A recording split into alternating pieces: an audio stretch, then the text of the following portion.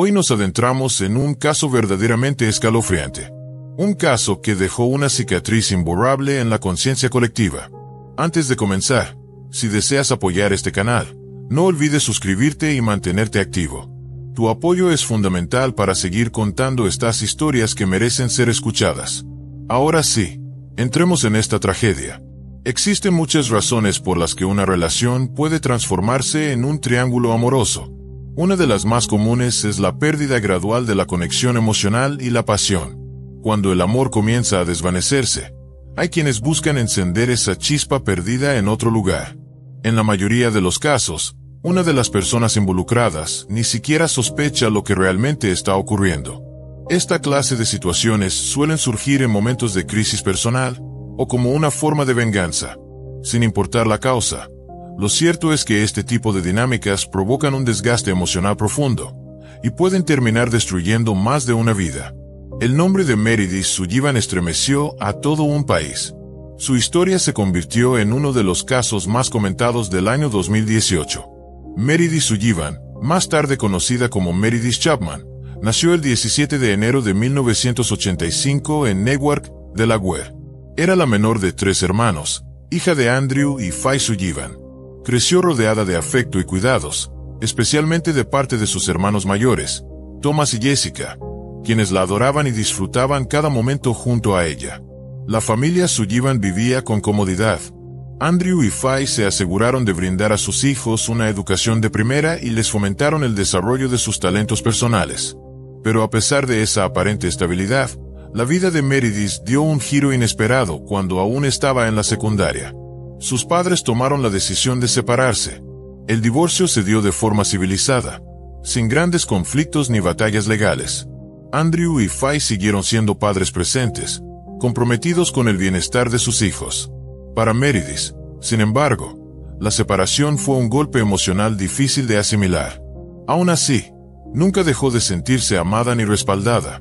Desde pequeña, Meredith fue una joven carismática, de buen corazón y muy sociable.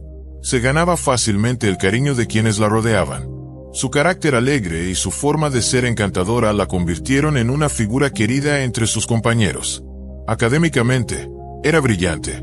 Aprendía con rapidez, mostraba curiosidad por todo y no dudaba en tomar la iniciativa. También tenía una vena artística muy marcada. La pintura fue desde temprano una de sus grandes pasiones. Pero su talento no terminaba ahí. Era atlética, destacaba en gimnasia rítmica y en baile de salón. Más adelante, en la preparatoria, se dedicó al porra y llegó a convertirse en capitana del equipo. Desde joven, Meredith fue una persona enfocada, segura de sí misma y determinada. Luchaba por alcanzar sus metas con esfuerzo y disciplina, pero sin dejar de lado la honestidad y el respeto hacia los demás. Esa actitud le ganó la admiración tanto de sus profesores como de sus compañeros. Tras graduarse de la preparatoria, ingresó a la Universidad de Delaware, donde eligió estudiar comunicación corporativa y ciencias sociales. Se adaptó con rapidez a la vida universitaria y pronto destacó por su desempeño académico, lo que le valió una beca por mérito. Continuó practicando porra, dio conferencias sobre el tema, y además participó en obras de teatro universitarias, jugó tenis y siguió bailando. En su penúltimo año, Meredith consiguió una pasantía en una estación de radio en Filadelfia.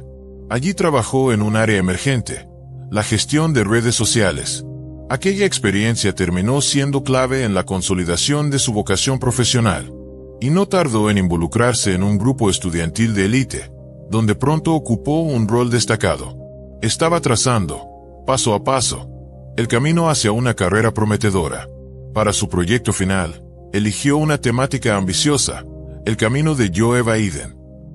Produjo un documental que recibió gran reconocimiento y fue incluso nominado a un premio Emmy regional. Gracias a ese trabajo, se le abrieron puertas en el mundo de los medios y la comunicación. En 2007, Meredith se graduó con honores y comenzó a trabajar como asistente de relaciones públicas para el congresista Michael Castle. Su intención era clara: abrirse paso en el ámbito político. Pronto se sumó a la campaña electoral del ex ejecutivo financiero Chip Flowers. Su ambición, ética de trabajo y energía le permitieron avanzar rápidamente. Se desenvolvía con soltura en entornos de alta exigencia y siempre buscaba superarse. Fue durante sus años universitarios que conoció a Luke Chapman, un joven un poco mayor que ella y también egresado de la Universidad de Delaware. La conexión entre ambos fue inmediata. Tenían mucho en común: inteligencia, metas claras, una fuerte vocación de servicio. Luke, al igual que Meredith, apostó por una carrera política y llegó a ocupar un lugar en el Consejo de la Ciudad de Nueva York. Durante un tiempo, sus trayectorias profesionales avanzaron en paralelo. Ambos lograron reconocimiento, estabilidad y buenos ingresos. Tras casarse, compraron una casa espaciosa en Fairfield Crest, un vecindario exclusivo y tranquilo. Todo parecía perfecto desde afuera, pero como veremos, la imagen de felicidad que proyectaban ocultaba un oscuro y trágico desenlace.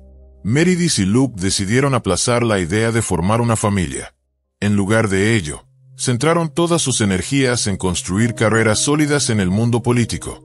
Adoptaron a un Golden Retriever, al que llamaron Indy, y lo cuidaban con una devoción que muchos reservarían para un hijo. Pasaron los años, y Meredith sintió la necesidad de un cambio. Dejó atrás el entorno político para emprender un nuevo rumbo: la educación. Obtuvo una maestría en esa disciplina y regresó a su alma mater, la Universidad de Delaware, donde comenzó a impartir clases de relaciones públicas y marketing digital. Su enfoque iba más allá del aula. Diseñaba estrategias de interacción en redes sociales, investigaba métodos emergentes de comunicación y participaba activamente en distintos comités universitarios. Para el año 2013, Meredith había sido nombrada directora de marketing en la universidad, sin abandonar su labor como docente ni su producción académica. Era admirada por colegas y estudiantes por igual. Su inteligencia, profesionalismo y entrega total al trabajo no pasaban desapercibidos.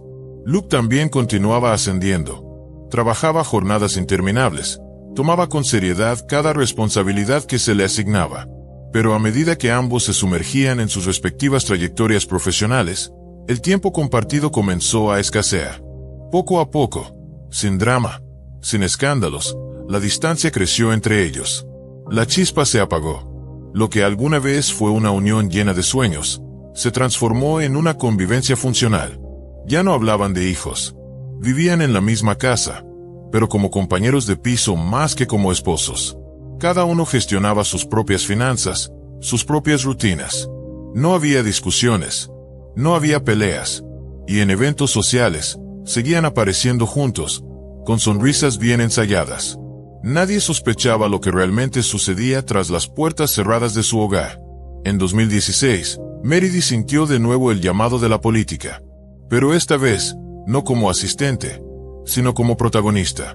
Con decisión, lanzó su campaña como candidata para representar al Distrito 8 de Delaware, enfrentándose directamente al senador en funciones, Dave Sakola. Su candidatura atrajo apoyo, entusiasmo, y tenía posibilidades reales de ganar.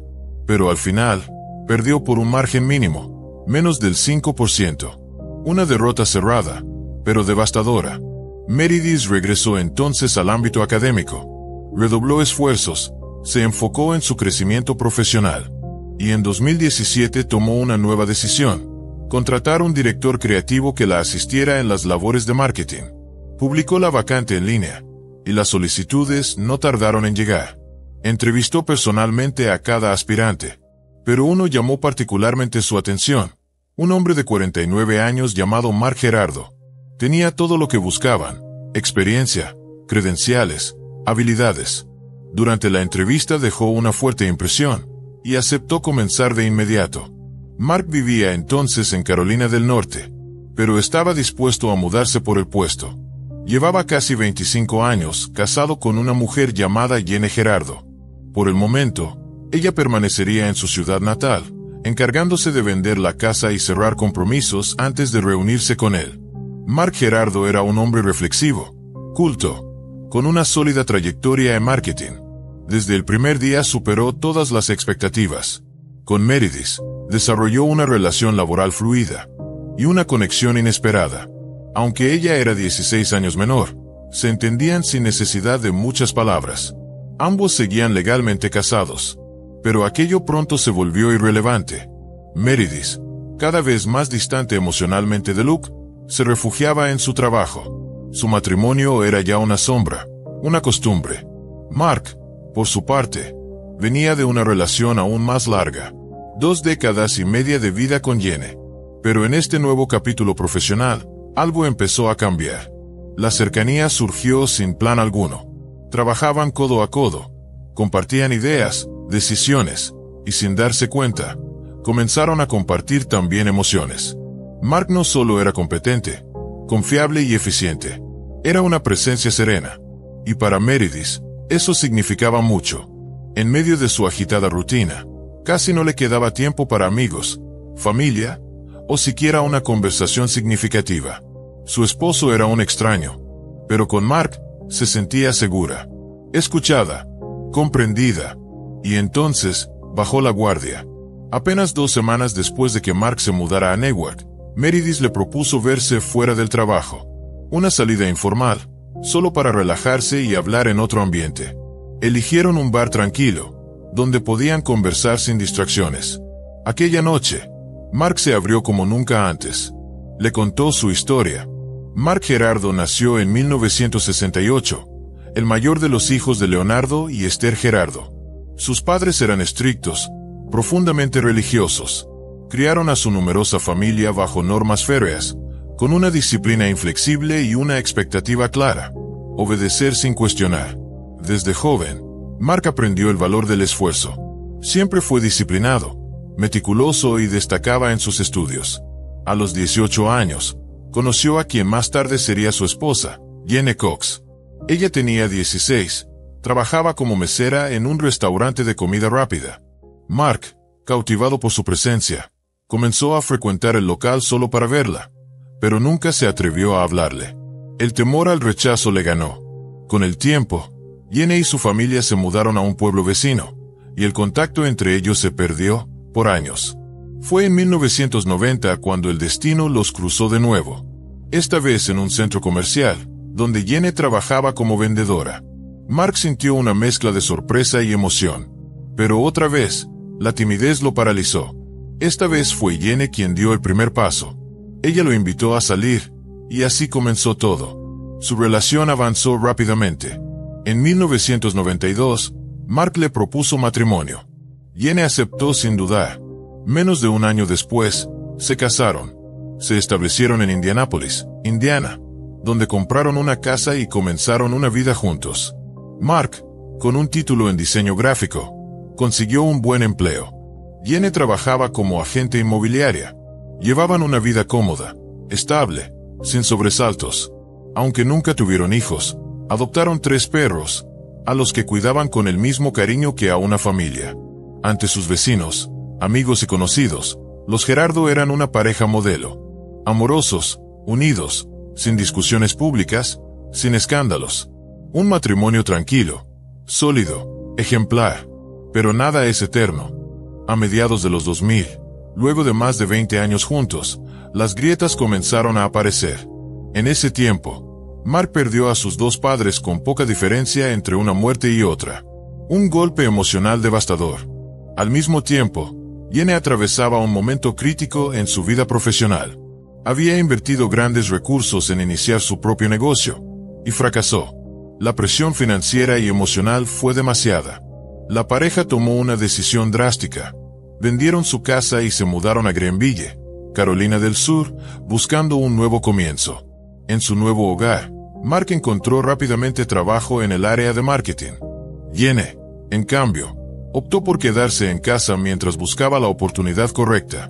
En ese periodo, viajaron juntos, compartieron más tiempo, y reconstruyeron su vínculo. Durante 1 año y medio, vivieron lo que describían como una segunda luna de miel. Parecía que habían recuperado aquello que se había perdido. Pero en 2017, Mark volvió a mirar hacia el horizonte profesional. Buscaba un empleo que no solo ofreciera mejor sueldo, sino también mayor satisfacción personal. Fue entonces cuando vio la oferta publicada por Meredith Chapman.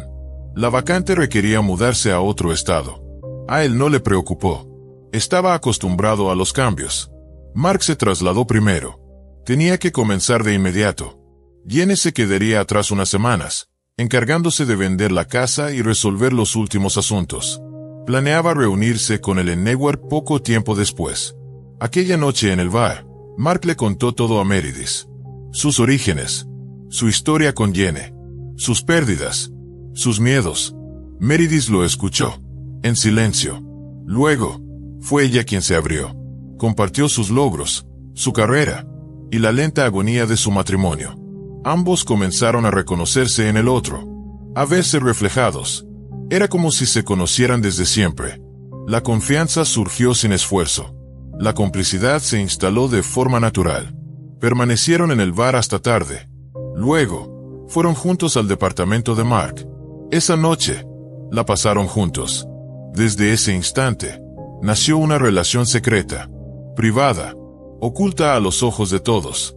Comenzaron a verse regularmente, en silencio, lejos del ruido del mundo. Usualmente en el apartamento de Mark, mientras Jenny aún no llegaba a Newark.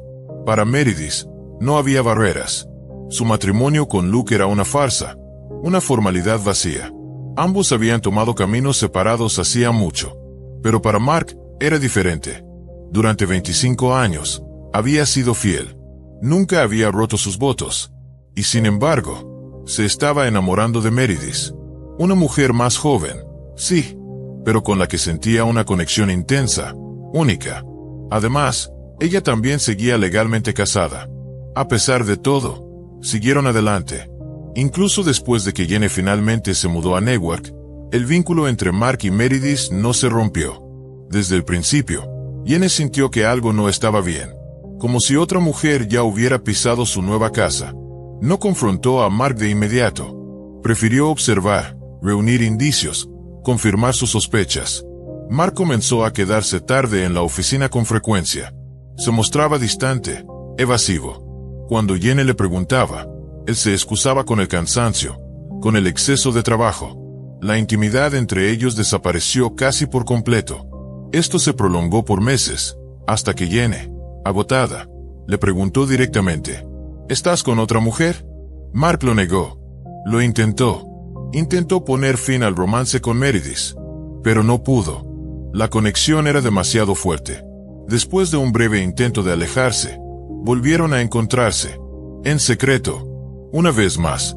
Mientras tanto, Meredith ya había tomado una decisión.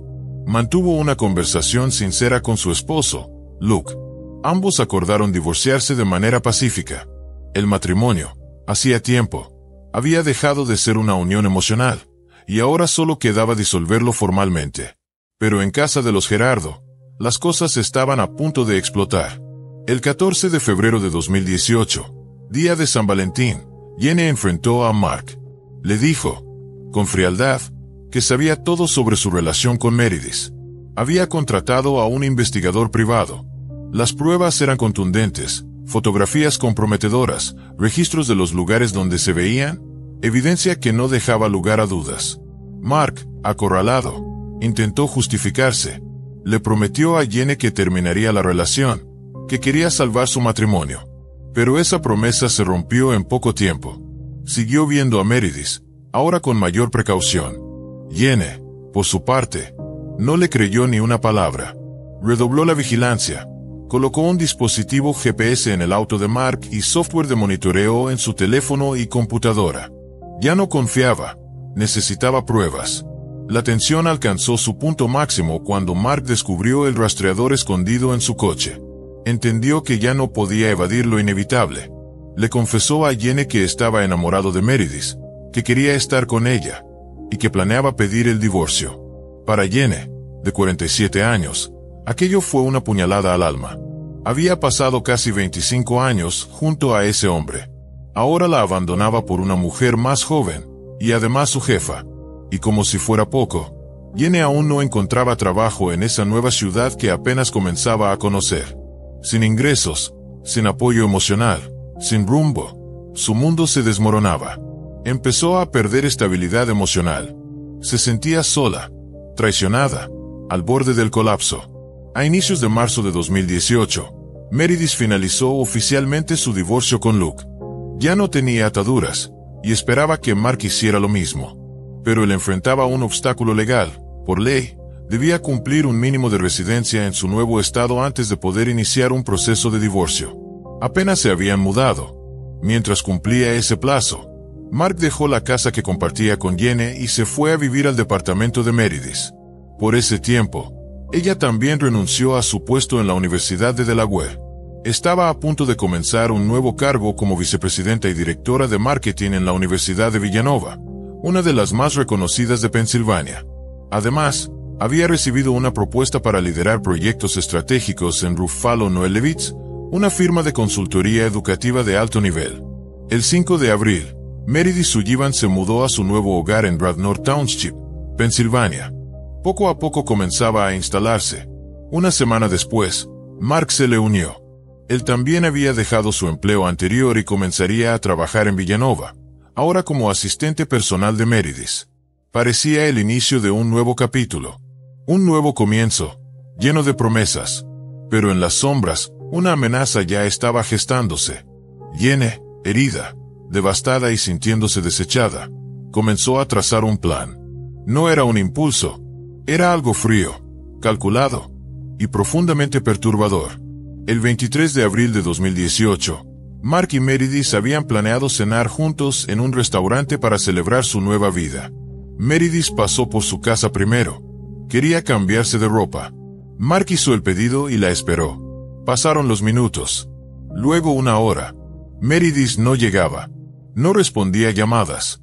Y entonces, el mal presentimiento comenzó a invadirlo. Fue en ese momento que empezaron a llegarle mensajes de Jenny. Palabras llenas de rabia, de resentimiento. Le deseaba una vida de miseria. Pero no fue eso lo que lo dejó paralizado. Fue una imagen. Una fotografía tomada desde el interior de la cocina de Meredith. Mark soltó el teléfono. Corrió a su auto. Condujo tan rápido como pudo hasta la casa. El coche de Meredith estaba estacionado en la entrada. A pocos metros, había un Chevrolet negro aparcado. Pero Mark no le dio importancia. Las luces de la casa estaban encendidas. La puerta, entreabierta. Entró. Y entonces, el silencio. Se dirigió directamente a la cocina. Y ahí se detuvo, helado. En el suelo, rodeadas de charcos de sangre, yacían sin vida Meredith y Jenny. Era demasiado tarde. Ambas habían recibido disparos mortales. No hubo tiempo de reaccionar. Mark gritó desesperado y salió corriendo. Los vecinos, alarmados, llamaron de inmediato a emergencias. Al principio, los investigadores consideraron la posibilidad de que él fuera el responsable. Un triángulo amoroso, emociones al límite, todo apuntaba a un crimen pasional.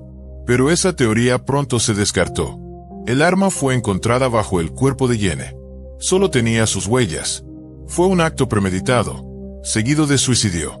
Las autoridades encontraron correos electrónicos enviados por Jenny días antes del incidente, dirigidos a una amiga cercana. El contenido era claro. Estaba planeando algo extremo. La evidencia fue contundente. Jenny había pasado al menos 2 semanas preparando el crimen. Compró un arma, alquiló un auto, consiguió una peluca y elementos para disfrazarse. Investigó por su cuenta la nueva dirección de Meredith, y pasó una semana completa vigilando sus movimientos.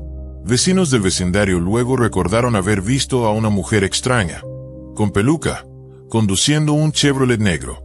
Vagaba por la zona, pero no parecía peligrosa. Incluso Mark la había notado, y asumió que se trataba de alguna residente más. Jenny había estudiado minuciosamente los hábitos de la pareja. Sabía a qué hora solían regresar. Ese día llegó temprano, estacionó su vehículo a unas cuadras, y se dirigió a pie hacia la casa. Forzó su entrada rompiendo una ventana desde el patio trasero. Se deslizó dentro, silenciosa, decidida. Todo indica que su plan era confrontar a Meredith y Mark, acabar con sus vidas, y luego quitarse la suya. Pero las cosas no salieron como lo había planeado. Meredith llegó sola. Durante la investigación posterior, se descubrió un dato inesperado. Meredith había contratado una póliza de seguro de vida aproximadamente 1 año y medio antes. Estaba valorada en $500,000. El beneficiario designado era su ex esposo, Luke Chapman. Cuando el divorcio se concretó, Meredith nunca actualizó ese detalle.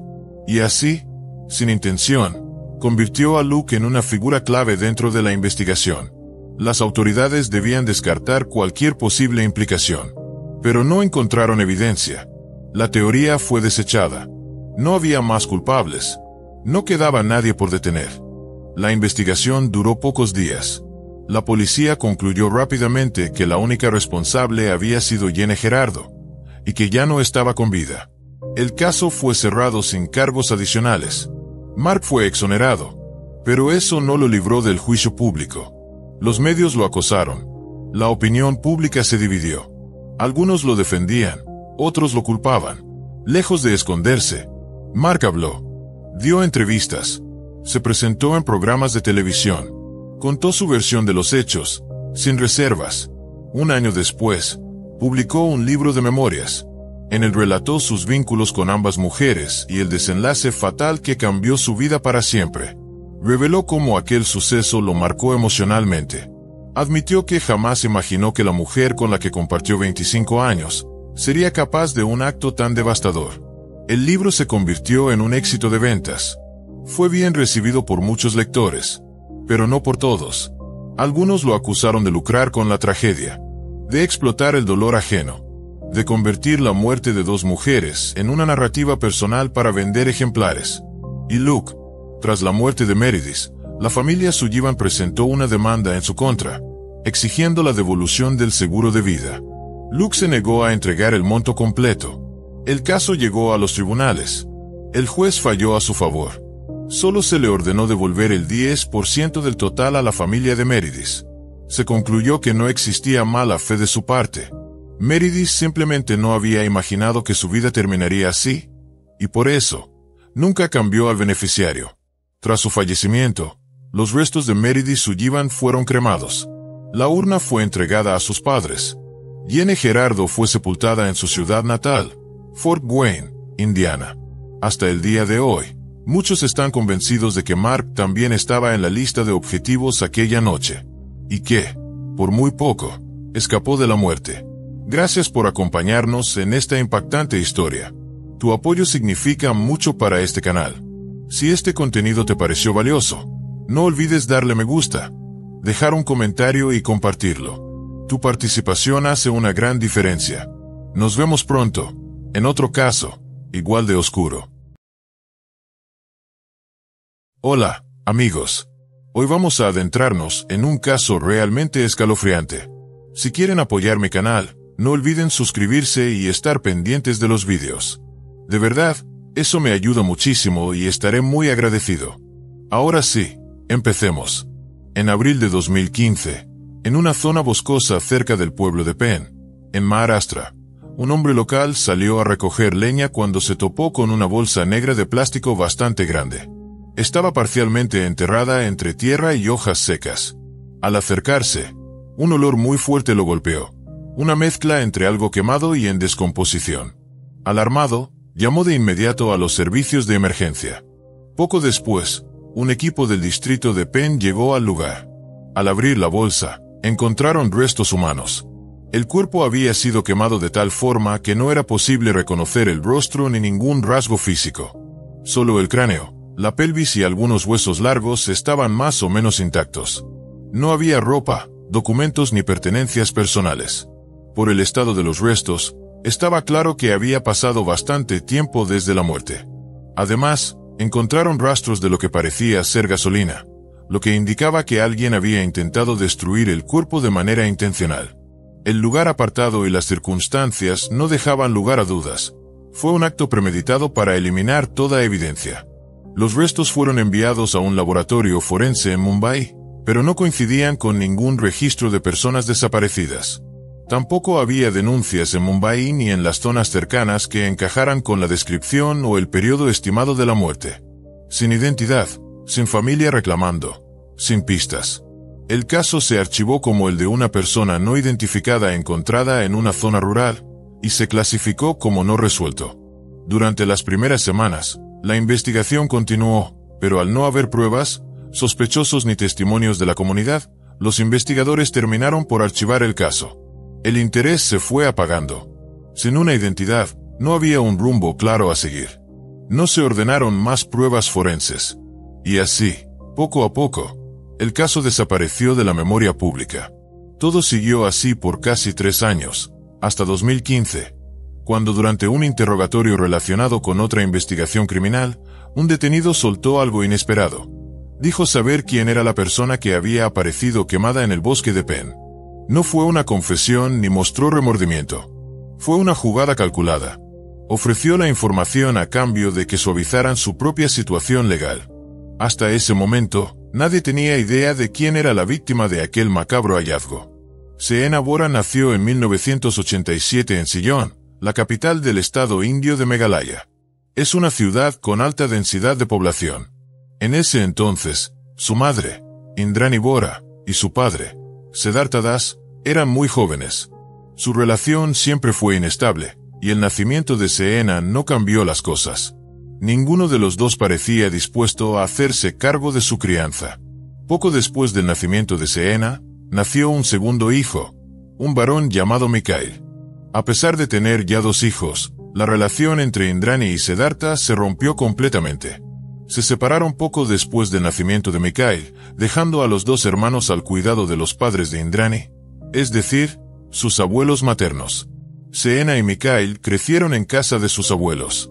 Aunque legalmente sus padres nunca renunciaron a la custodia, en la práctica fueron los abuelos quienes se encargaron completamente de ellos. La situación económica de la familia era modesta, pero los niños tenían lo necesario: comida, techo, educación y cuidados diarios. Siddhartha Das, el padre de Seena, su padre, no tuvo ningún papel en su crianza. Simplemente desapareció de sus vidas. Por su parte, Indrani, la madre, se mudó a la ciudad de Kolkata para comenzar sus estudios universitarios. A partir de ese momento, cortó lazos no solo con su familia, sino también con sus propios hijos. No ofreció apoyo, no hizo llamadas, no mostró interés por ellos. Para los que quedaron atrás, era como si Indrani hubiera borrado por completo su pasado. A pesar de la ausencia de sus padres, los abuelos hicieron todo lo posible. Los hermanos fueron a la escuela, y sus abuelos trataban de explicarles que sus padres estaban ocupados, que era algo necesario. Pero con el tiempo, Seena empezó a darse cuenta de la verdad. Su madre había decidido alejarse. Su padre, simplemente, se esfumó. Durante su adolescencia, Seena comenzó a sentir dolor y desilusión. Le costaba entender cómo su madre había elegido enfocarse en su educación y carrera en lugar de hacerle un lugar en su vida. Cuando se fue, Indrani se desligó por completo de su pasado. Después de graduarse en Kolkata, Indrani empezó una nueva vida. Se casó con Sanjay Khanna, un empresario local. Este fue su primer matrimonio oficial. Juntos fundaron una empresa y se enfocaron en hacerla crecer. Sanjay ya tenía una posición económica sólida, y gracias a esta relación, Indrani logró entrar en círculos sociales más altos. Tuvieron una hija, pero con el tiempo, la relación comenzó a deteriorarse. Las diferencias personales, discusiones y conflictos en el negocio terminaron por separarlos. En 2002, se divorciaron oficialmente, aunque siguieron compartiendo partes de la empresa. Tras la separación, Indrani no regresó a la casa donde Seena y Mikhail seguían viviendo con sus abuelos. En cambio, se mudó a Mumbai. Mumbai es la ciudad más grande de la India y su capital financiera. Allí se encuentran los bancos más importantes, cadenas de medios, la bolsa de valores y grandes corporaciones. Pero junto a esos rascacielos y autos lujosos también existen barrios densamente poblados, sin servicios básicos como luz o saneamiento. El contraste entre la riqueza y la pobreza es muy evidente. En ese escenario, Indrani empezó un nuevo capítulo en su vida. Inició una relación con Peter Mukherjee, un alto ejecutivo de televisión que en ese momento era CEO de una importante cadena. La relación avanzó rápidamente y terminaron casándose.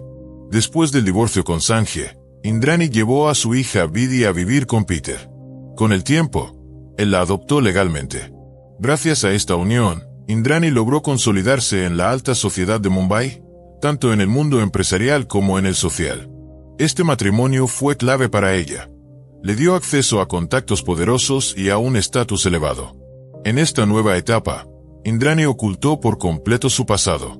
Nadie en su entorno sabía que tenía 2 hijos de relaciones anteriores. Nunca los mencionó, ni en reuniones de negocios ni en conversaciones personales. Para el mundo, no existían. Incluso sus propios padres, que seguían viviendo en Sillón, no sabían dónde estaba, con quién se había casado ni a qué se dedicaba. En los barrios lujosos de Mumbai, Indrani construyó cuidadosamente la imagen de una mujer poderosa. Indrani se presentaba como una mujer independiente y exitosa. Asistía a eventos exclusivos, organizaba reuniones privadas con inversionistas y ejecutivos de medios, y era conocida en el mundo empresarial como cofundadora de empresas prósperas y esposa de uno de los hombres más influyentes en la industria de la televisión.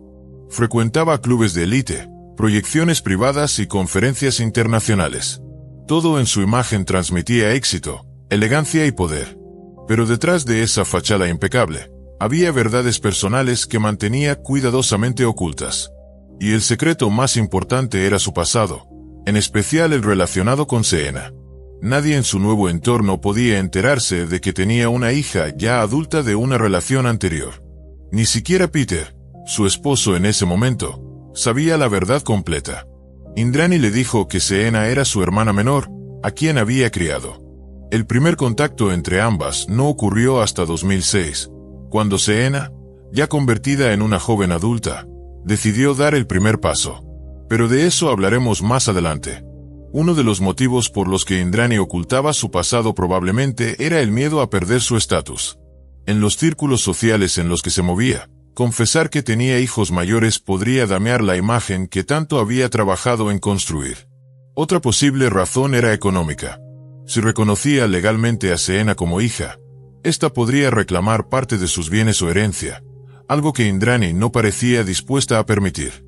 Para el año 2006, Seena tenía 19 años. Ya había terminado la escuela y empezaba a pensar en su futuro. Sus abuelos seguían cuidando de ella y de su hermano Mikhail, pero la situación económica era muy limitada. Ella quería estudiar más, crecer, pero no había recursos. Además, Mikhail tenía problemas de salud y necesitaba atención constante. Su madre llevaba años sin contactarla. Sin embargo, el día de su cumpleaños, Seena logró conseguir el número de teléfono de Indrani y se armó de valor para llamarla. Hablaron durante un buen rato. Era la primera vez en muchos años que Seena escuchaba la voz de la mujer que la había traído al mundo y luego había desaparecido. Indrani le contó que vivía en Mumbai, que estaba casada, tenía otra familia y una carrera exitosa. No explicó por qué se había ido, no pidió perdón ni reflexionó sobre el pasado. La conversación fue cordial, pero emocionalmente distante. Aún así, ese momento marcó un antes y un después. Seena expresó su deseo de recuperar el vínculo con su madre. Quería reconstruir su relación. Indrani no aceptó de inmediato, pero tiempo después le propuso que se mudara a Mumbai, con una condición: nadie debía saber que era su hija. Tendría que presentarse como su hermana menor. Indrani no dio más explicaciones. A primera vista, la oferta parecía una oportunidad para cambiar su vida. Mumbai era una ciudad llena de posibilidades. Para Seena, era la oportunidad de estudiar, crecer, empezar de nuevo. Pero el precio era alto, debía renunciar a su identidad. Mudarse a un lugar donde no podía ser reconocida como hija, y tener que esconder quién era realmente, dolía. Aún así, Seena aceptó. Quería un cambio. Soñaba con una vida mejor. Anhelaba, aunque fuera un poco, recuperar el vínculo con su madre. Dejó Sillón atrás y se trasladó a Mumbai. Allí fue recibida por Indrani. De manera oficial, ella la presentó ante todos como su hermana menor. En su nuevo círculo social, nadie cuestionó esa versión. Incluso dentro de la familia de Peter Mukherjee, su segundo esposo, nadie sabía quién era realmente Seena. Incluso Peter, el esposo de Indrani, creía que era simplemente su hermana menor. Seena se inscribió en la universidad, intentando concentrarse en sus estudios mientras mantenía la esperanza silenciosa de poder construir algún tipo de relación con su madre. Vivían en la misma ciudad y se veían de vez en cuando, pero el vínculo entre ellas seguía siendo distante. Indrani controlaba todo con mucho cuidado. Nunca se podía romper el papel de hermanas. Hablar del pasado estaba completamente prohibido.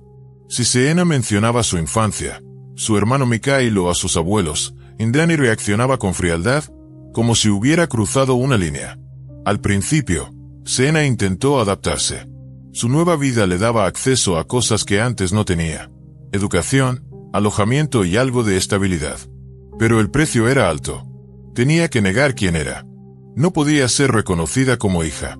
Aunque su madre estaba cerca, la relación entre ellas era fría y lejana. Indrani nunca mostraba cariño, evitaba cualquier conversación emocional y no ofrecía apoyo afectivo. Su atención estaba totalmente enfocada en su nueva familia. Seena se sentía como una extraña. Además, Indrani nunca hablaba del futuro. No quedaba claro cuánto tiempo Seena podía quedarse en Mumbai ni qué planes había para ella. Su apoyo era inestable, casi improvisado. Y cada vez que Seena intentaba hablar de dinero, de sus necesidades o de cómo organizar su vida, recibía respuestas frías y evasivas. Fue entonces cuando Seena se dio cuenta de algo doloroso: dependía completamente de una persona que ni siquiera quería reconocer su existencia. Aún así, no se fue. Seguía esperando que con el tiempo las cosas cambiaran. Estudiar, vivir en una gran ciudad y estar cerca de su madre eran cosas importantes para ella. Confiaba en que en algún momento Indrani bajara la guardia, que le ofreciera aunque sea una pequeña muestra de cariño. No pedía reconocimiento público, solo quería ser aceptada, aunque fuera en privado, como parte de la familia. En la casa de los Mukherjee, a la que Seena iba de vez en cuando, también vivía Raúl, el hijo de Peter. Era un joven de la misma edad que Seena, independiente en muchos aspectos, pero aún residía con su padre. Desde el primer encuentro, Seena y Raúl conectaron. Se llevaron bien desde el principio. Tenían la misma edad, iban a universidades similares y compartían intereses. Ambos sabían lo que era crecer bajo la sombra de padres dominantes. En un hogar lleno de reglas y apariencias, su amistad se convirtió en un pequeño espacio de libertad. No pasó mucho tiempo antes de que empezaran a pasar más tiempo juntos, más allá de las visitas familiares. Su relación se transformó en algo más. Se enamoraron. Al principio, Indrani no se dio cuenta del vínculo entre ellos. Los veía juntos y no sospechaba nada porque, en apariencia, todo era parte de un ambiente familiar. Pero cuando se hizo evidente que su relación era algo más personal, su actitud cambió por completo. Indrani se opuso con firmeza. Les exigió que terminaran inmediatamente. Dijo que una relación así, dentro del entorno familiar, aunque no tuvieran lazos de sangre, era inapropiada. Alegó que generaba tensión y que socialmente no era bien visto. Pero había algo más detrás de su reacción. Indrani sabía que si Seena y Raúl seguían juntos, eventualmente saldría a la luz la verdad, que Seena no era su hermana, sino su hija. Y si eso pasaba, toda la historia que había construido con tanto cuidado se vendría abajo, tanto en lo personal como en lo profesional. Entonces, Indrani empezó a intervenir. Primero lo intentó con palabras suaves. Luego fue más insistente.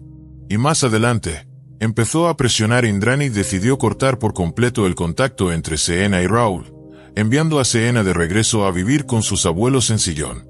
Su idea era que la distancia rompiera el vínculo entre ellos. Pero pasó justo lo contrario. El tiempo separados solo fortaleció su relación. Raúl no dejó de comunicarse con ella. Se mandaban mensajes, hablaban seguido y hacían planes para el futuro. Cuando Seena volvió a Mumbai, ya no dependía económicamente de su madre. Raúl la ayudó con el alojamiento y con los gastos del día a día.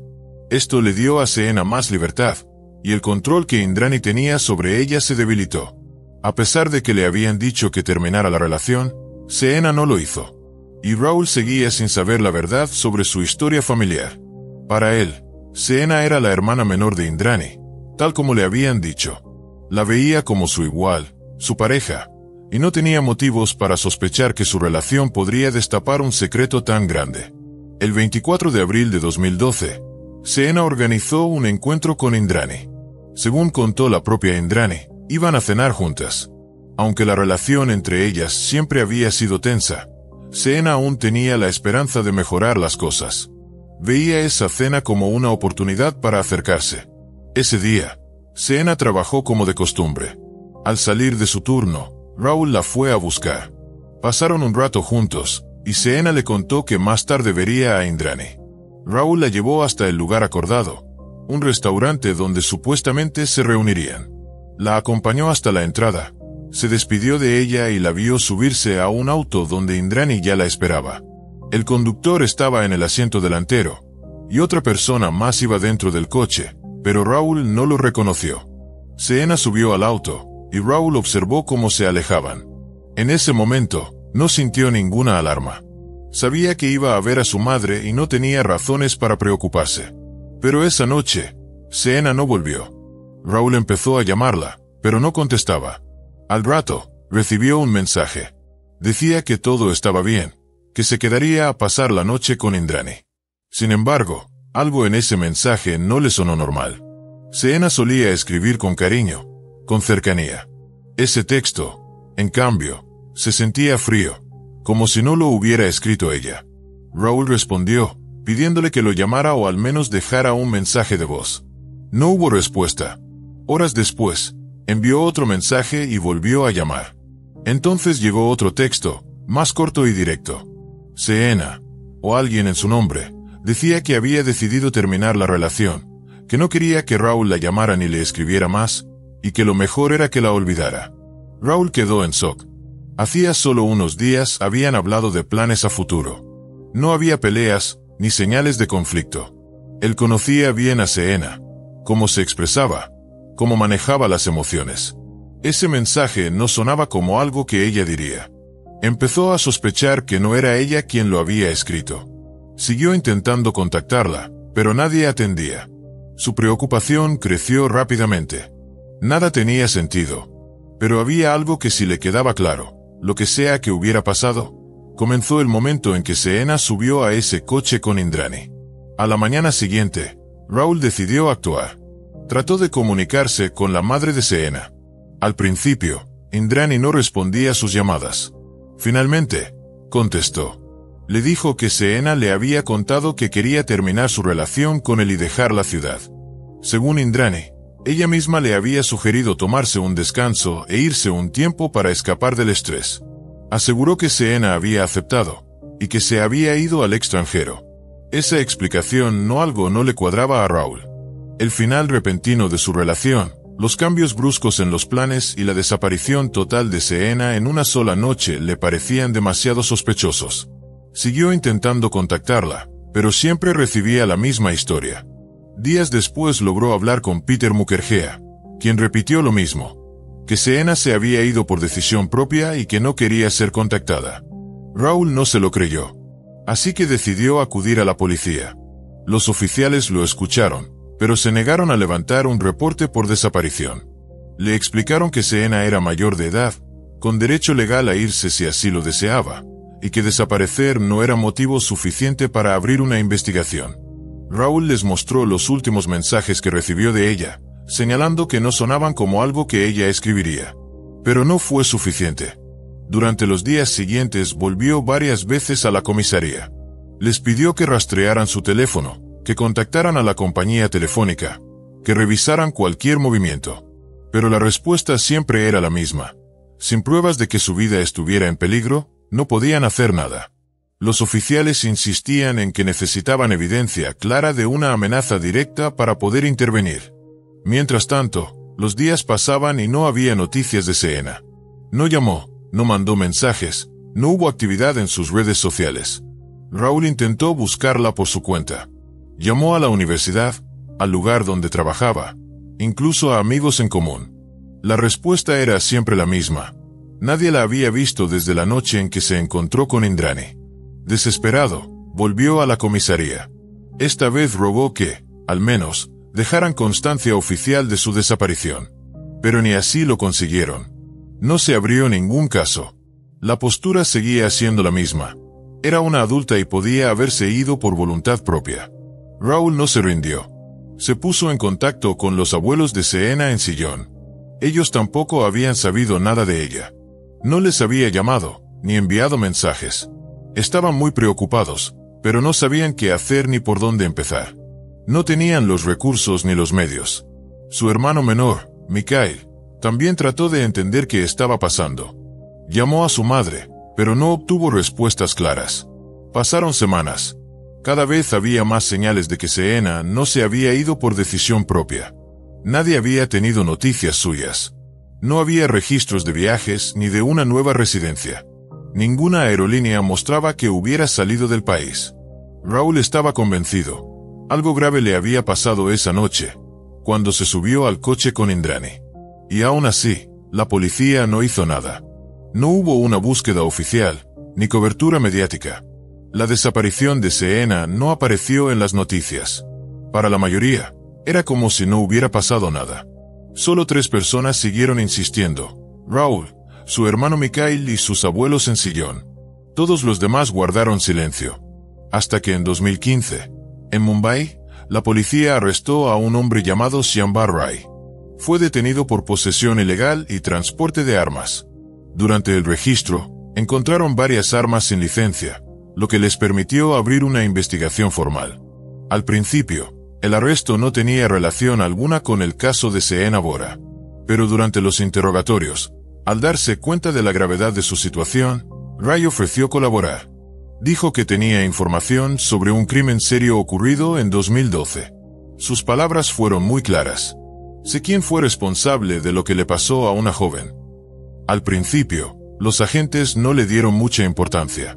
Pero entonces empezó a dar detalles que encajaban perfectamente con la desaparición de Seena Bora.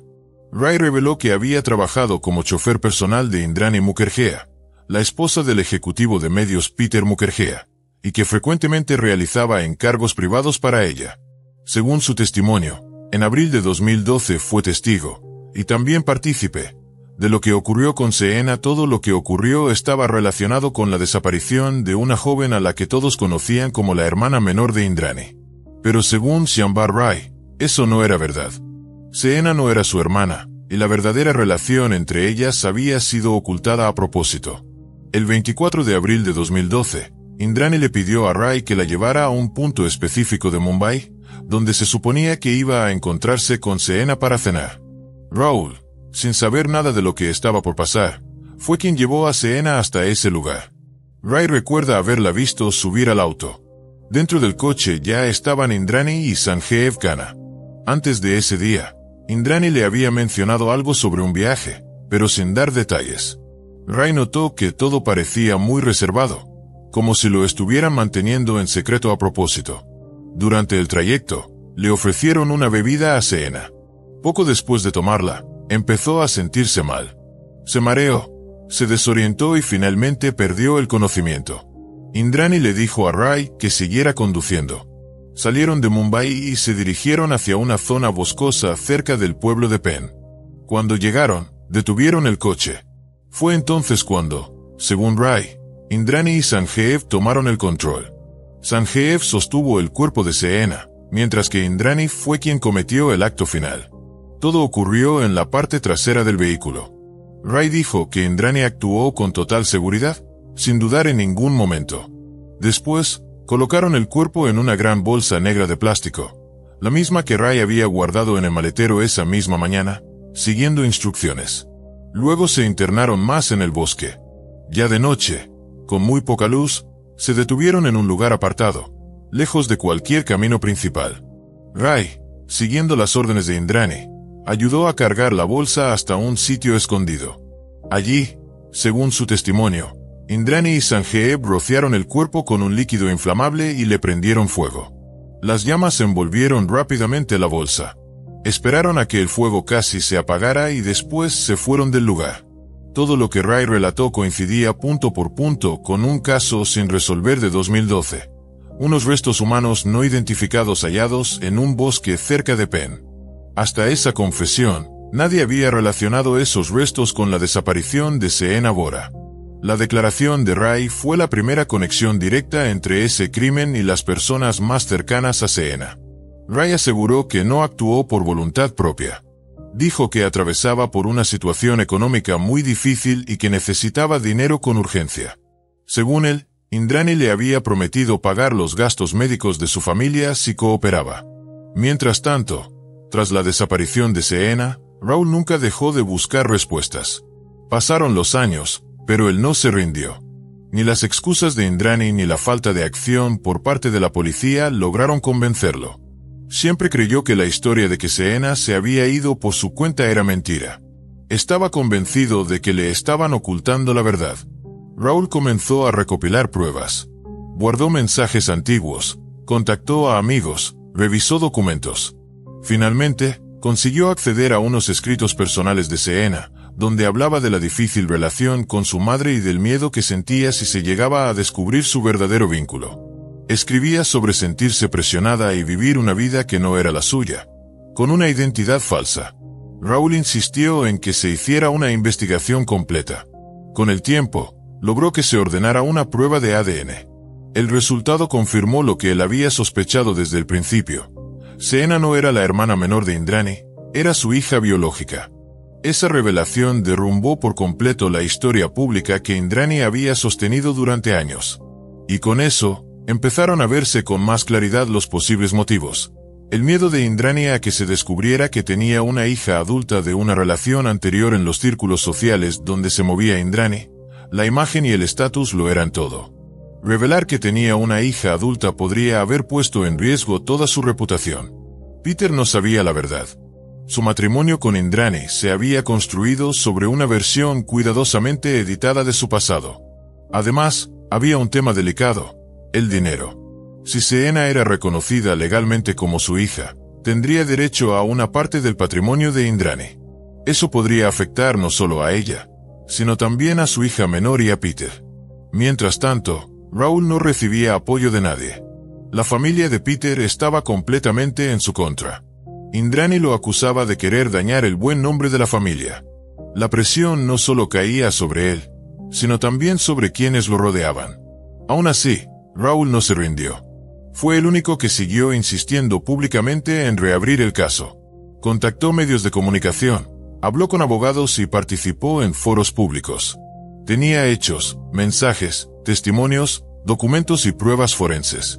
Pero se enfrentaba a algo mucho más grande: dinero, poder e influencia. Después de la confesión de Jambar Rai, y con todos los detalles que aportó, la investigación por fin empezó a avanzar.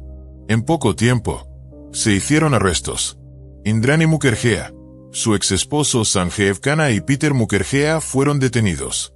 Los arrestos se basaron en el testimonio de Rai, la confesión parcial de Sanjeev y los resultados del ADN que confirmaban que Seena era hija biológica de Indrani. La fiscalía se apoyó mucho en el relato del chofer, las rutas, los lugares, lo que hizo cada persona. Sanjeev confirmó parte de la historia. Admitió haber ayudado a encubrir lo que pasó. Dijo que estaba en el auto y que Seena perdió el conocimiento tras tomar una bebida. También reconoció que el cuerpo fue quemado en un bosque cerca de Penn. Su confesión coincidía en gran parte con lo que Rai había contado. Sin embargo, la investigación tuvo problemas serios.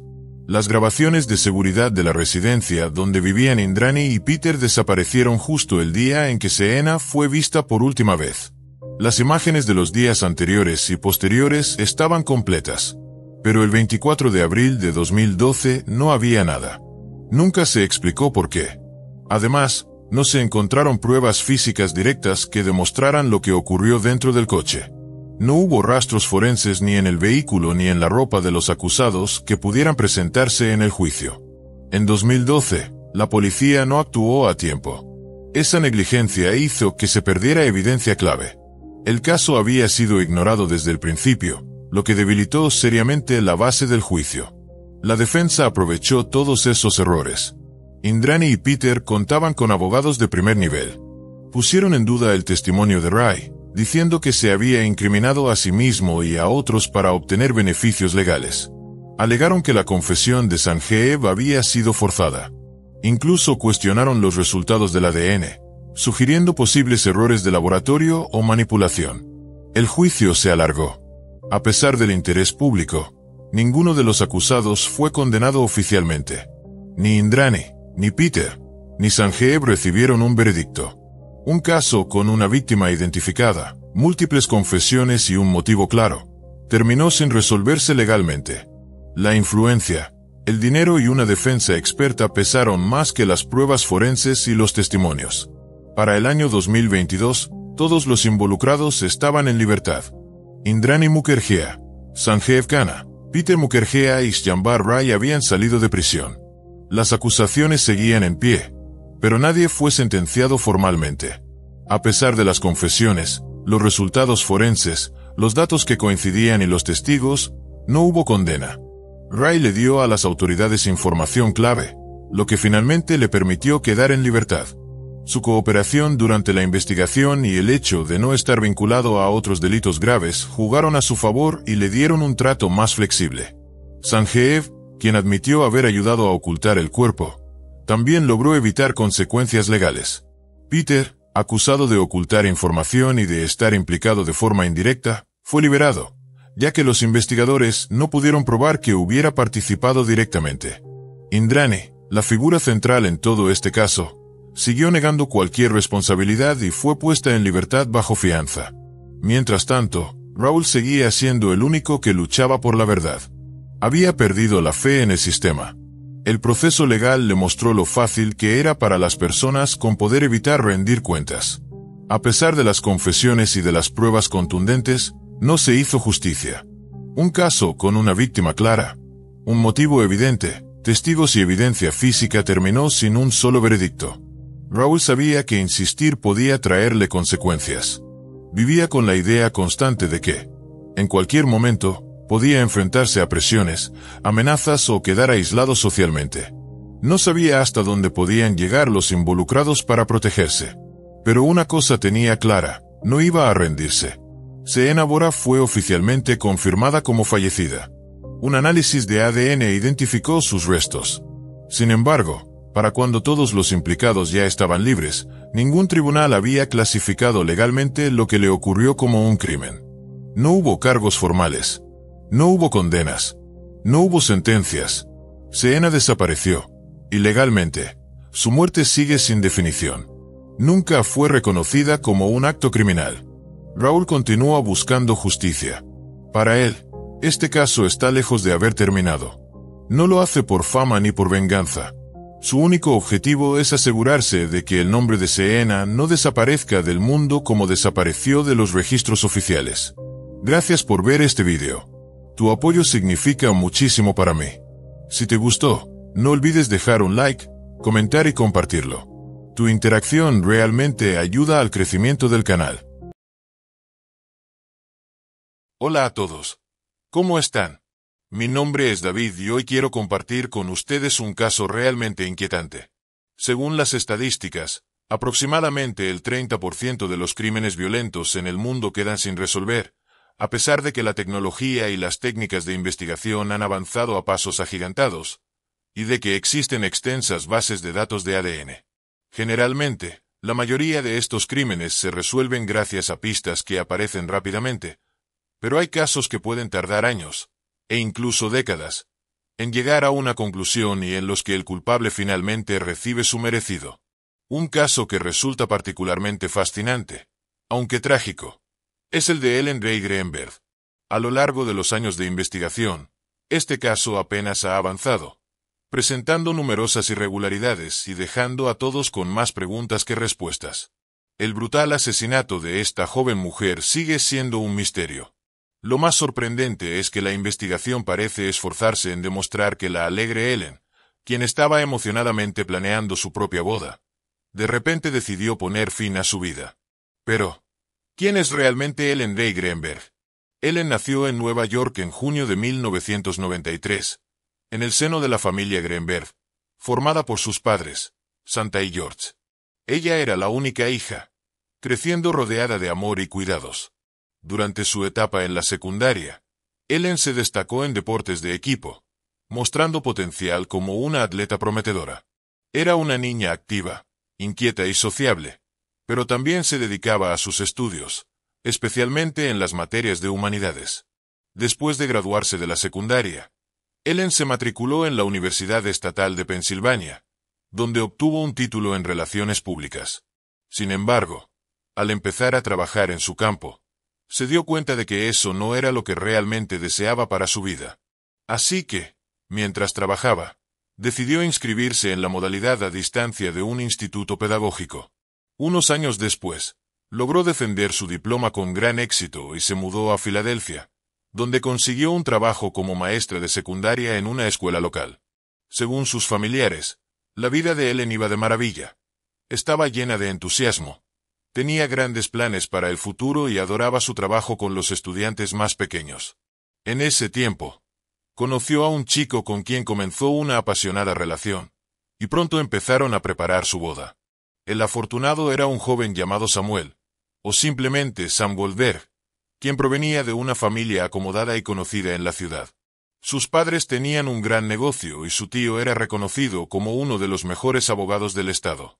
Sam y Ellen se conocieron en 2009 en una fiesta gracias a amigos en común, y desde el primer momento se sintieron atraídos el uno por el otro. Esa conexión amistosa rápidamente se transformó en una relación romántica que fue creciendo a gran velocidad. Pronto decidieron mudarse juntos, y en la víspera de 2011, Sam le propuso matrimonio, lo que fue un regalo maravilloso para el año nuevo. Le regaló un hermoso anillo de diamantes y la pareja comenzó a preparar su boda, que estaba programada para la primavera de ese mismo año. Las familias de ambos recibieron la noticia con alegría, y parecía que nada podría interponerse en la felicidad de los enamorados. Ellen se sumergió en los preparativos de la boda, haciendo listas de invitados, enviando invitaciones, eligiendo el lugar y la decoración del evento, y probándose vestidos de novia, intentando crear la imagen perfecta y planificando la luna de miel. Curiosamente, casi todos estos asuntos los manejó ella sola, y Sam no participaba mucho en el proceso, aunque sus seres queridos no le dieron demasiada importancia a esto, y Ellen nunca se quejó. Sin embargo, había ciertas rarezas que todos comenzaron a notar solo después de la tragedia. En enero de 2011, el clima en la ciudad era muy frío y nevado. El 26 de enero, Ellen fue a trabajar a la escuela como de costumbre, pero cerca del mediodía, un fuerte viento y una tormenta de nieve hicieron que se cancelaran las clases y tanto estudiantes como profesores fueran enviados a casa.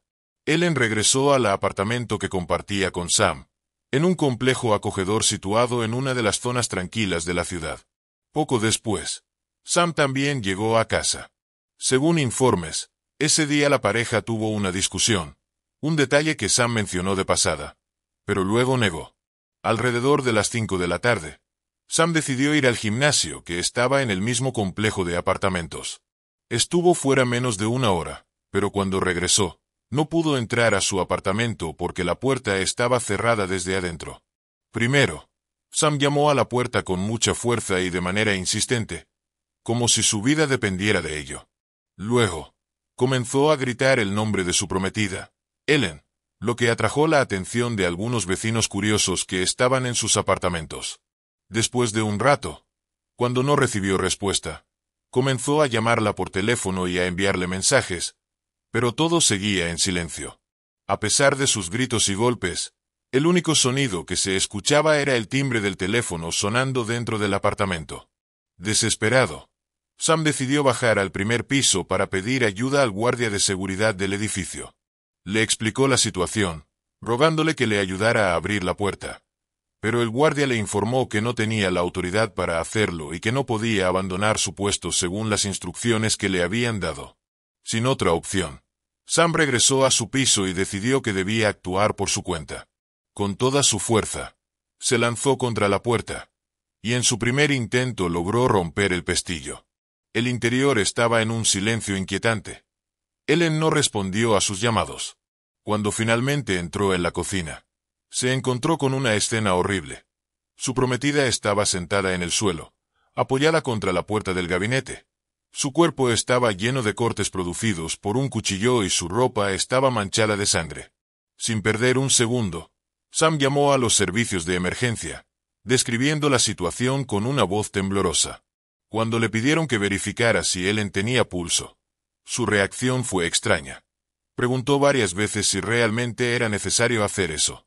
Luego, un silencio inquietante se apoderó de la línea. De repente, Sam mencionó que había un cuchillo clavado en el pecho de Ellen, algo que supuestamente no había notado antes. También añadió que Ellen estaba claramente muerta. Cuando llegaron los policías al lugar, se mostraron sorprendidos y comentaron que nunca habían visto algo así en todos sus años de servicio. La puerta estaba efectivamente cerrada por dentro con un pestillo que Sam había derribado con su hombro, y no había signos de entrada forzada ni de la presencia de intrusos en el apartamento. Nada había sido robado. Todas las pertenencias de valor y el dinero seguían en su lugar, y no había evidencia de que alguien hubiera buscado o tocado algo. Pero lo más intrigante comenzó cuando examinaron el cuerpo de Ellen. No había señales de lucha o de intentos de defensa, como si todo hubiera ocurrido de forma repentina y la víctima no hubiera tenido tiempo de reaccionar. Su cuerpo presentaba alrededor de 2 docenas de heridas de cuchillo de diferentes profundidades, y el golpe final fue directo al corazón, que le costó la vida. Más adelante, hablaremos sobre la evidente negligencia con la que se examinó la escena del crimen y el cuerpo de la fallecida, ya que esta falta de atención permitió que mucha evidencia se pasara por alto y que un posible culpable continuara suelto. Pero aún más extraño fue el comportamiento de la policía, que antes incluso de realizar un examen médico, ya suponía que Ellen había tomado esta decisión por sí misma. Se mencionaron ataques de pánico, visitas a un psicólogo y medicamentos recetados, todo esto en favor de la versión de un suicidio. Ellen había comenzado a sufrir de trastorno de ansiedad y ataques de pánico, lo que había llevado a que buscara ayuda profesional. La situación era tan grave que el especialista le recetó 2 medicamentos, que ella tomaba de manera regular para manejar su ansiedad. Sin embargo, el psicólogo más tarde informaría que ninguno de esos medicamentos, ni en conjunto ni por separado, podía haber agravado el estado mental de Ellen ni inducirla a tener pensamientos de muerte. Además, el especialista también destacó que, a pesar de su ansiedad, la paciente nunca había manifestado tales pensamientos. Sus amigos y compañeros notaron que, después de que Ellen y Sam comenzaron a vivir juntos, su comportamiento cambió drásticamente. La joven se volvió más ansiosa y, casi por completo, dejó de tomar decisiones por sí misma. En cada situación, decía que necesitaba consultarlo con su prometido antes de dar una respuesta. Sus padres también notaron este cambio, pero cada vez que Ellen intentaba hablarles sobre su difícil estado emocional, siempre añadía que Sam no tenía nada que ver con ello. 3 semanas antes de la tragedia, Ellen le confesó a su madre que quería dejar la escuela, abandonar todo y regresar a casa con ellos. Su madre, sorprendida, le aseguró que siempre podría volver a casa y que la recibirían sin cuestionamientos. Sin embargo, Ellen nunca volvió a tocar ese tema. Posteriormente, surgió la hipótesis de que, tras mudarse juntos, Sam podría haber comenzado a mostrar comportamientos violentos hacia Ellen, y ella se encontraba asustada, temerosa de contarle a alguien sobre su situación. El psicólogo que consultó Ellen no confirmó ni desmintió esta versión, pero observó que la joven tenía dificultades para articular y expresar lo que realmente sentía y lo que la atormentaba. Era como si quisiera compartir algo muy importante, pero el miedo que la invadía era mucho más fuerte que su deseo de hablar. Desde el principio, este caso inusual planteó muchas preguntas, pero lo más curioso es que nadie parecía interesado en buscar respuestas. La negligencia con la que se llevó a cabo la investigación de la escena del crimen y del cuerpo es simplemente asombrosa. Muchos hechos, circunstancias y evidencias fueron ignorados y se perdieron irremediablemente, lo que hizo imposible reconstruir la imagen completa de lo que había sucedido. Para empezar, en las manos de la víctima no se encontraron lesiones típicas de defensa personal, lo que sugiere que Ellen no intentó protegerse. Sin embargo, su cuerpo mostraba numerosos hematomas que, según el grado de curación, parecían haber sido recibidos varias semanas antes de su muerte. Su prometido, Sam, explicó que estos moretones eran probablemente el resultado de jugar deportes en equipo, pero los padres de Ellen aseguraron que su hija no había ido a gimnasios ni parques por un largo tiempo, debido a la carga de trabajo y los intensos preparativos para su boda. No se encontró ninguna nota de suicidio, y Ellen parecía más bien una víctima de una brutal masacre. A pesar de esto, casi de inmediato se propuso la versión de que había tomado la decisión de acabar con su vida. Además, en la mesa de la cocina había especias y una tabla de cortar, lo que según la lógica de los investigadores significaba que Ellen había comenzado a preparar la cena. Pero de repente cambió de idea y decidió quitarse la vida con un cuchillo. Como ya mencioné, el cuerpo de la víctima presentaba alrededor de 2 docenas de heridas penetrantes de distintas profundidades, y la autopsia reveló que 10 de ellas habían sido infligidas por la espalda. Esto sugiere que si Ellen fue atacada por detrás, algunas de esas heridas debieron ser lo suficientemente graves como para incapacitarla, impidiendo que pudiera moverse o defenderse. Es prácticamente imposible infligirse tales heridas y luego clavarse un cuchillo hasta el fondo del corazón. Esto llevó a los expertos médicos a cuestionar la causa de muerte inicialmente anunciada. Sin embargo, a pesar de este análisis, la investigación continuó insistiendo en la versión anterior y se negó a abrir un procedimiento penal. El principal argumento para esto fue la ausencia de rastros de extraños en el apartamento y la falta de signos de defensa personal. Curiosamente, también había dudas sobre la posibilidad de que alguien hubiera entrado en el apartamento, ya que el pestillo en la parte interna de la puerta era bastante peculiar. Podía cerrarse desde afuera, pero no completamente. Si el pestillo hubiera estado completamente cerrado desde adentro, habría sido imposible abrirlo con un solo golpe de hombro sin dañar el marco de la puerta. Sin embargo, por la naturaleza del daño, parecía que el pestillo estaba cerrado solo parcialmente, lo que podría haber sido hecho desde el exterior. A pesar de que el cónyuge o pareja suele ser el principal sospechoso en este tipo de casos, Sam siempre se mantuvo por encima de toda sospecha. No se le presentaron cargos y solo fue interrogado en la estación el día del incidente, en presencia de su tío, quien, como ya se mencionó, era un abogado conocido e influyente. Además, la reconstrucción de los eventos de ese día se basó únicamente en las palabras de Sam Goldberg, quien en ocasiones se contradijo en su propio testimonio, pero justificó sus confusiones como estrés. Los vecinos solo confirmaron que escucharon los golpes y gritos de un chico que no podía entrar al apartamento y que llamaba a su prometida. Pero eso fue todo. Sam afirmó durante su testimonio que fue a buscar ayuda del guardia de seguridad y que éste subió con él y vio cómo él rompía la puerta. Pero el guardia negó esta información, diciendo que no había dejado su puesto. Extrañamente, la investigación no volvió a abordar este tema, considerándolo irrelevante. Solo se revisó una grabación de una cámara de vigilancia que daba acceso al gimnasio, la cual mostraba a Sam caminando hacia el gimnasio y luego regresando. Sin embargo, en el intervalo entre estos dos eventos, pudo haber salido por otra entrada y luego regresar al gimnasio de la misma manera. No obstante, su coartada no fue verificada, y no se buscó a testigos que pudieran confirmar que realmente había estado haciendo ejercicio o desmentirlo. Ni siquiera se buscó a fondo.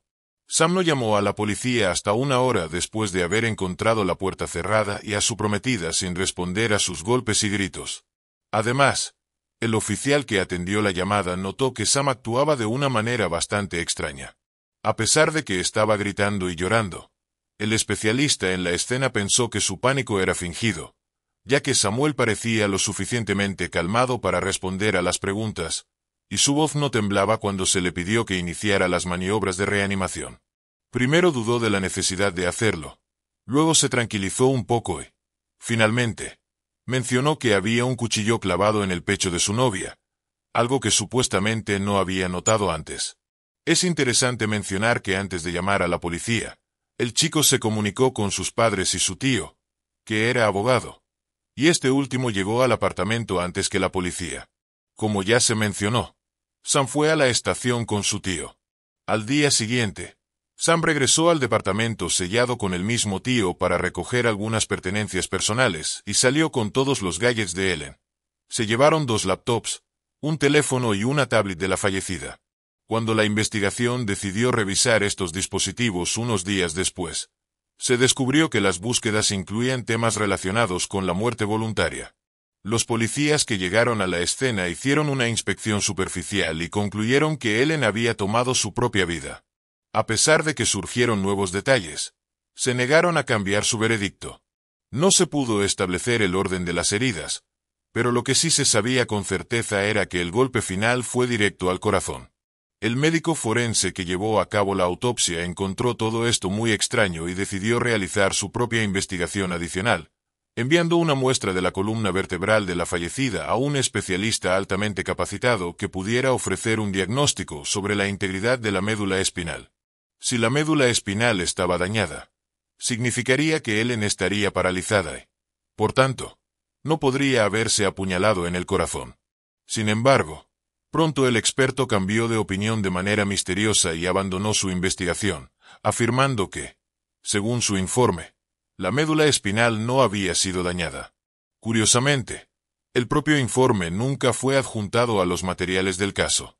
Tampoco a nadie le preocupó que, a pesar de las numerosas y extensas heridas en el cuerpo de Ellen, hubiera muy poco sangre en el lugar, lo que podría indicar que alguien había limpiado el área.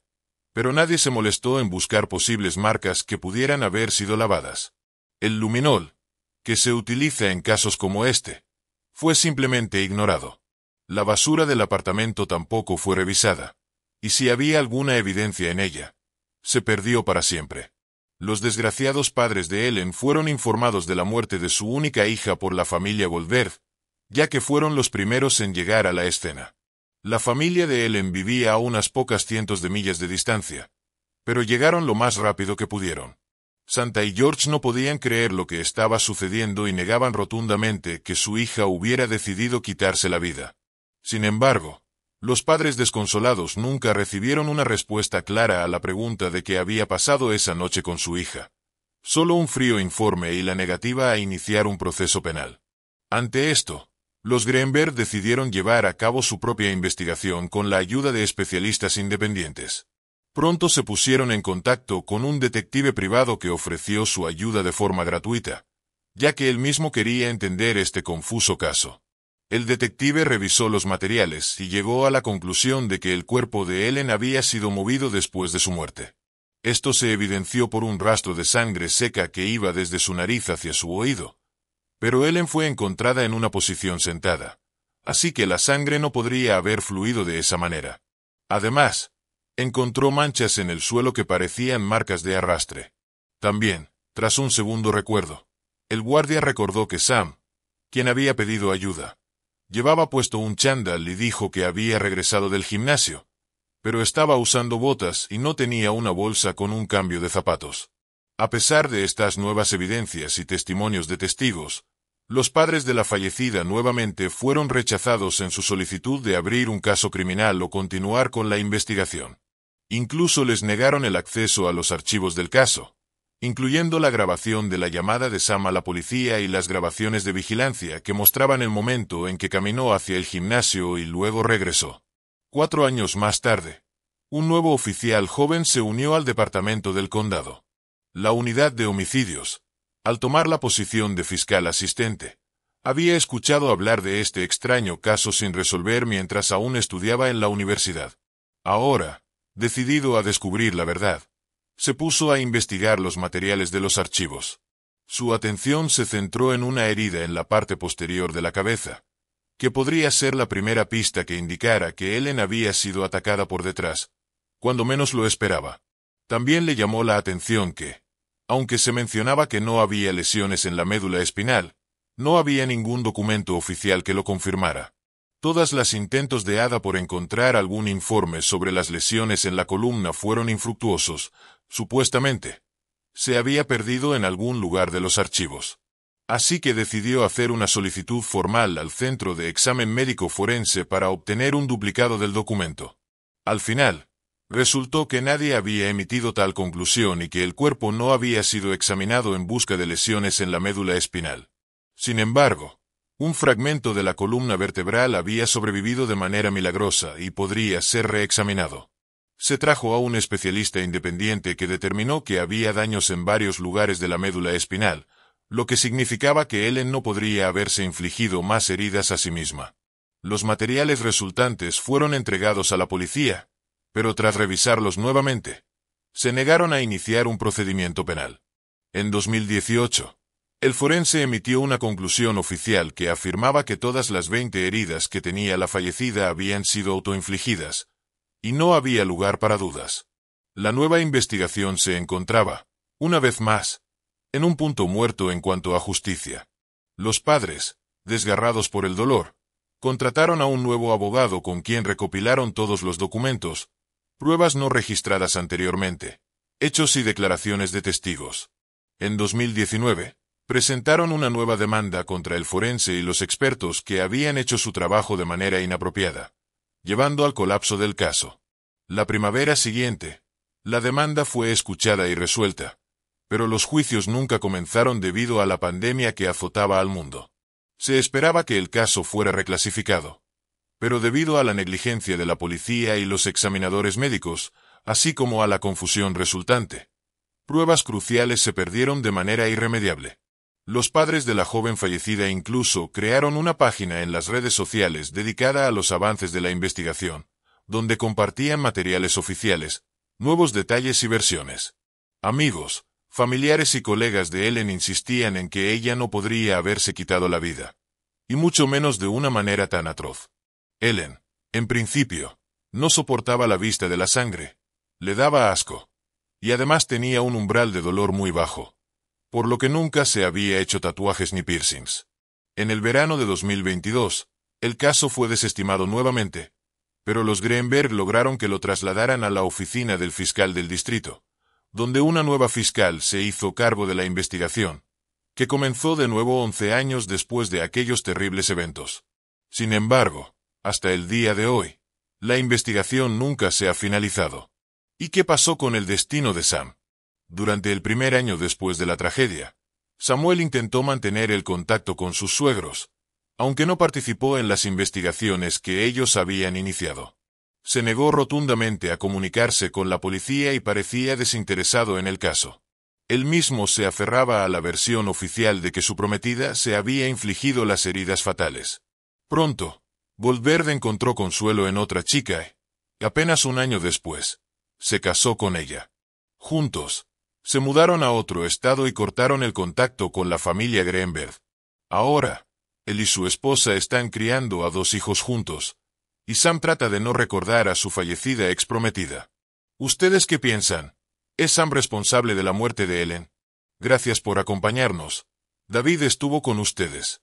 Suscríbanse al canal y no olviden hacer clic en la campanita para no perderse nuevas historias de todo el mundo.